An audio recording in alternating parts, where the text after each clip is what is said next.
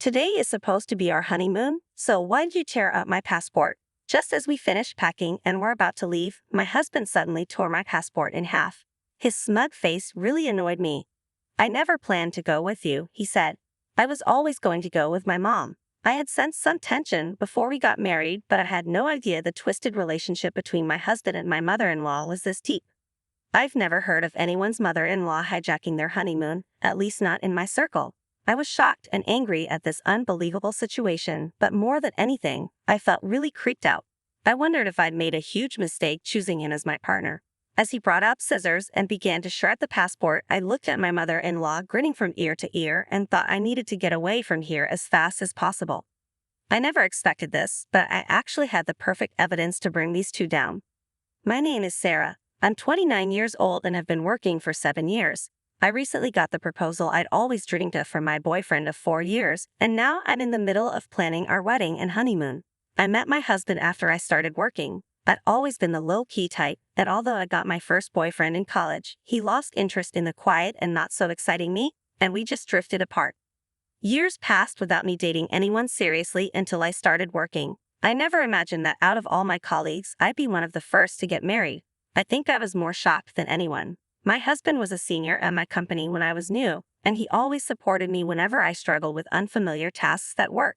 The only guy I dated in the past was a classmate, but there's something about someone 5 years older. I found my husband dependable and trustworthy. When he asked me out on our first date, I was over the moon. I still cherish the dolphin figurine we bought during that first date at the aquarium. When he said he wanted to date with marriage in mind, I felt like I was on cloud 9. We went on many dates, and he proposed to me at the same aquarium where we had our first date. Could I really be this happy? That night, I was so thrilled that I couldn't sleep, and I still remember that feeling. With my head still in the clouds, we quickly decided to visit his parents' home the following week, but it was there that I started feeling uneasy about getting married. My father-in-law was very kind, but my mother-in-law seemed to disapprove of me. You could have married someone more outstanding than this plain girl? Hearing that at our first meeting filled me with doubt and anxiety about our future life together. But everyone feels some pre-wedding jitters, right? So I pretended everything was fine and carried on with the wedding preparations. One day, while discussing our life after marriage, both he and his mother just assumed I'd be quitting my job. While I once admired the idea of quitting work after getting married, I didn't see that as an option at this point. Looking back, I think my ongoing anxieties about marriage prevented me from considering leaving the place where I felt most secure, my job. While dodging the persistent suggestions from my mother-in-law to quit, I decided to keep working at the same company alongside my husband. During our wedding preparations, we disagreed on the timing of our official marriage registration. He was eager to formalize things sooner, and in the end, we decided to respect his wishes and registered shortly after that. The procedure felt rather mundane, but realizing that we were now officially married made me so happy. We discussed having a small, by the way, please keep your guest list minimal, just your parents and close friends. Your friends are probably just as dull, right? They'd make the wedding feel so gloomy and ruin everything. I was bombarded with opinions about the venue and the guest list, and it was infuriating that she felt she had the right to dictate so much. But I wanted to avoid conflict with my soon-to-be mother-in-law. I had a ton of things I wanted to say, but I kept telling myself that maybe this is just how weddings go and decided to invite only my parents and close friends as my mother-in-law wanted. But my mother-in-law's meddling didn't stop there. She didn't just interfere with the guest list, she also had opinions about the program, entertainment, decorations, and food. If we did everything as she said, we'd go way over budget. Initially, Edward's family had said they would cover half of the wedding costs, but somehow that changed. Now it was, weddings are for the bride, and suddenly we were way over budget. I ended up having to pay for all the extra expenses she wanted, so the wedding ended up being a flashy affair just as she wanted, far from the simple ceremony I'd imagined. I tried to make some changes behind her back to save on costs, but I ended up getting scolded by her saying, "It looks chic because you didn't do as I told you." Still, after the wedding was over, I thought I'd finally get some distance from her, but then my husband did the unthinkable. I was fed up with all the interference from her regarding the wedding, and even though my husband knew I wanted to keep my distance from her, he insisted we live with her. Our new place, which we'd already signed a lease for, was canceled without me knowing, and all of my belongings that were supposed to be moved there could only be sent to my husband's family home. I was at a loss for words, shocked by how everything had been decided without consulting me. The wedding planning was entirely left up to me. Even when I told Edward the costs would exceed the budget if we met all of her requests, he pretended not to hear. The anxiety I had even before the ceremony had grown immensely. After our wedding, we had planned to go on a honeymoon abroad. I had always wanted to visit this dream destination, and the idea of going there for our honeymoon felt surreal. However, my growing unease with Edward, who by now was acting quite suspicious, and the thought of living with my mother-in-law when we returned really dampened my spirits. Yet just like with our wedding preparations, Edward wasn't very cooperative about the honeymoon planning, but strangely, he took the lead in booking the flights and hotels. I assumed he'd chosen a romantic hotel for our honeymoon stay, and was excited. As usual, I was left to foot all the bills, but with the pre-wedding euphoria, I was just glad that Edward was helping out, even a little. Little did I realize this was a foreshadowing of a shocking event to come. The wedding wrapped up, and amidst the hustle and bustle, the day of our honeymoon arrived. Despite some unresolved feelings about the wedding and the impending cohabitation, I was determined to switch gears and enjoy the trip with the man I loved. But as I woke up in the middle of the night to prepare in time for our flight, Edward dropped a bombshell as if it was no big deal. "Sarah, I'm going to go with my mom," he said as I was double-checking our luggage. I was stunned and couldn't comprehend what he had just said. What? What are you talking about? It's our honeymoon, not just any other trip. Why would your mother be coming? And besides, we've only paid for 2 tickets and the hotel." Visibly shaken, I tried to understand his logic when Edward dropped another bombshell. "I never said I was going on this trip with you, did I? Don't make me laugh. Of course, I'm going with my mom. A trip with her takes precedence over a honeymoon. It's a gratitude trip for all she's done for me. You stay here and get the house ready by cleaning every nook and cranny." With that, Edward began to forcibly tear apart my passport that I had entrusted to him. I was in disbelief, unable to utter a word, just watching my passport being destroyed. Right then, my fully made-up mother-in-law burst into our room without knocking. "Edward, are you ready?" Seeing her, Edward's face lit up. "Yeah, we're good. Finally, we can go on this trip without any interruptions." They both shared a gleeful laugh, leaving me utterly repulsed. I realized I was about to marry an absolute nightmare. I had been pondering how to get along with my mother-in-law in our upcoming married life, but this was beyond my wildest thoughts. I had made a colossal mistake from the start. "I get it now, the kind of people you two are." I couldn't help but speak out, but my words seemed to be nothing more than sour grapes to them as they laughed heartily and left together. I had been so happy that Edward was helping out a bit with our honeymoon, but that was just him preparing to go with his mother. He had willingly taken charge of the flight and hotel bookings because he was booking everything under his mother's name from the start, and he dumped all the costs on me. The betrayal by my husband hit me hard, but my anger outweighed my sadness. The dreamy, intimate wedding I had always envisioned and the honeymoon, which was supposed to be the best memory with the one I loved, were both once-in-a-lifetime events ruined by my mother-in-law and my husband. I can't believe this is happening. Overwhelmed by my situation at first, I couldn't accept it, but soon after, I decided I had to act fast and get a divorce. Interestingly, I had something that would come in handy for the divorce. Initially, I started recording with the intent of preserving memories of the most significant events of my life, my wedding and honeymoon. Since the wedding preparations, I had been recording and capturing various moments. What began as a pure desire to cherish our wedding memories gradually turned into documenting my mother-in-law's malicious actions and harassment. I often thought of quitting since I'd probably never watch these recordings again, but it's ironic how useful they turned out to be. Just a few days ago, I had moved in and was still unpacking. Now I began to repack my stuff. Ironically, I hadn't opened much, so packing was done in no time. I wondered if my husband and his mother were at the airport by now. The very thought filled me with indescribable anger, so I tried not to dwell on it.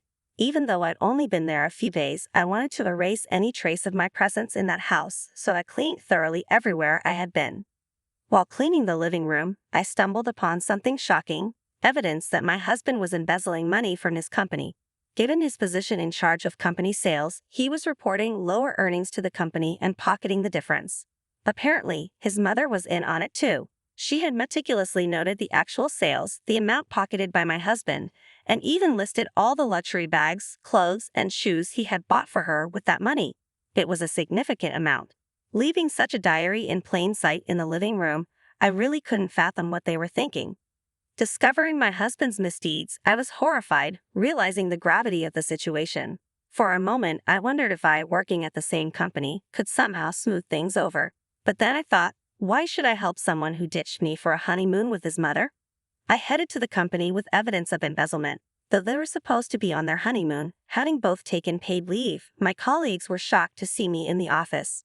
Everyone was asking what happened. Weren't you on your honeymoon? No longer feeling the need to hide anything, I told them that my husband and my mother-in-law had gone on the honeymoon instead, that my passport was torn up and that I had paid for the entire honeymoon. My colleagues, superiors, and boss were all shocked and angry at my husband. I thanked my concerned colleagues and made my way to the executive area of the company. Although I had never mentioned it, one of the top executives at the company is my uncle. Neither my colleagues, my husband, nor my mother-in-law knew this. I didn't want anyone to think I got the job because of connections, so I applied to the company on my own merit without telling my uncle.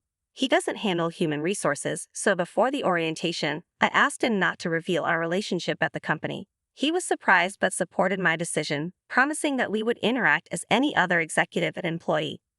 My uncle has always been like a second father to me. Since I was little, he has doted on me and taken me on trips with him. Even now, we work in different areas of the company and haven't had much contact since the orientation, where we exchanged brief smiles. I knocked on my uncle's office door, explained the situation to his secretary, and was allowed in. My uncle greeted me with a warm smile, but his expression quickly turned serious when he saw me. "Why are you here? Weren't you supposed to be on your honeymoon?"